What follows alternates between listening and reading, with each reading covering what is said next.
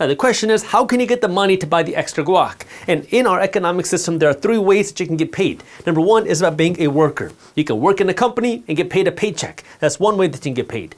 Number two is you can be a creator. This is now going out and starting a company. There's a second way you can get paid. And the third way you can get paid is you can be an investor. You can invest your money into something, and if your investment goes up in value and you sell it, or if you get paid some sort of dividend or royalty, that's the third way that you can get paid. See, when now people talk about how do you earn more money, they're always focused on this. They're focused on how can you increase your income as a worker? How can you get a promotion? How can you get a raise? How you can get a bonus? Which isn't necessarily a bad thing. But there are other ways that you can also work to earn more money in addition to this that don't necessarily require a whole lot of time on your part. Because what you want to understand here is when you are trying to get paid as a worker, what you're doing is you are investing your time. When you're trying to be a creator, when you're trying to create a business, now you're investing your time and your money. When you're trying to create income by being an investor, now you're investing your money. And what you'll see and learn pretty quickly is that there's a limit to how much time you can invest. There's a limit to how many hours that you can work at your job. If you're getting paid hourly, there's a limit to how many hours that you can work, even if you're working salary. There's a limit to how much money you can make because there's a limit of how much time that you can invest. But there's no limit to how much money you can invest. And you might say, well, I'm limited by how much money I have. Sure, but your money doesn't need a break. Your money doesn't need to take a vacation. Your money doesn't need to sleep, but you do.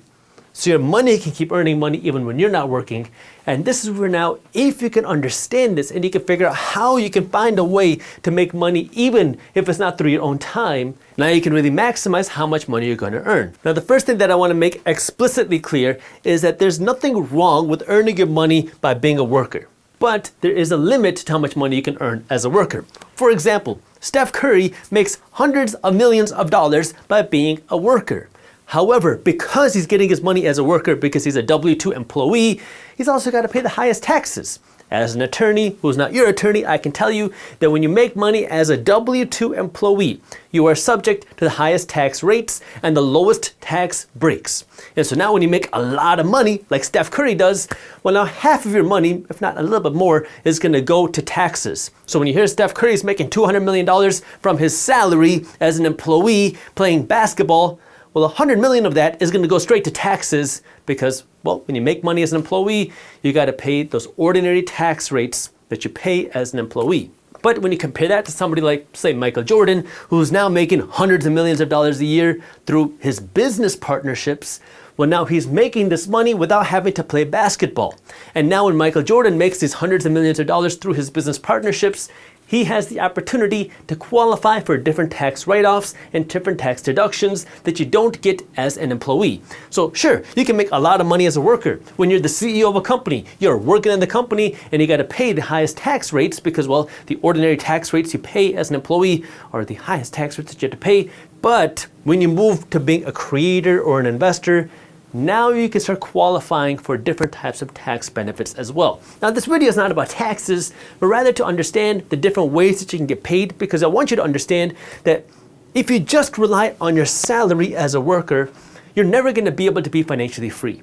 Even if you take a look at somebody making a lot of money like Steph Curry, if Steph Curry were to stop playing basketball today and no more income were coming in, well now he has all of his expenses to pay. Maybe he has a paid off home, maybe he has a paid off car, maybe he has some paid off stuff, but he still needs to eat. And if you run out of all the money that you have in the bank account, well now you have no income coming in and you still have expenses to pay. This is why, if you want to be financially free, if you ever want to be wealthy, you cannot solely rely on your income here as a worker. I don't care how much money you're making. I don't care if you're a doctor. I don't care if you're a CEO. I don't care if you're an NBA player. You cannot solely rely on this income because eventually this income's going to stop. Either you're going to get too old and you don't want to work anymore, or you're going to not want to work anymore, or maybe something happens to you. Maybe you break your leg. Maybe you can't go into work. Maybe you want to take some time off because you had a kid. Maybe you want to take a vacation. If you're not working and you don't get paid, you still want to have money coming in, which means you don't want to constantly and only rely on your time in order to get paid. You don't want to only rely on your labor. Now, the reason why this matters is because we live in what's called a capitalist system. Now, this word capitalist system makes a lot of people very emotionally charged, angry, happy. It doesn't really matter. It makes people very politically and emotionally charged.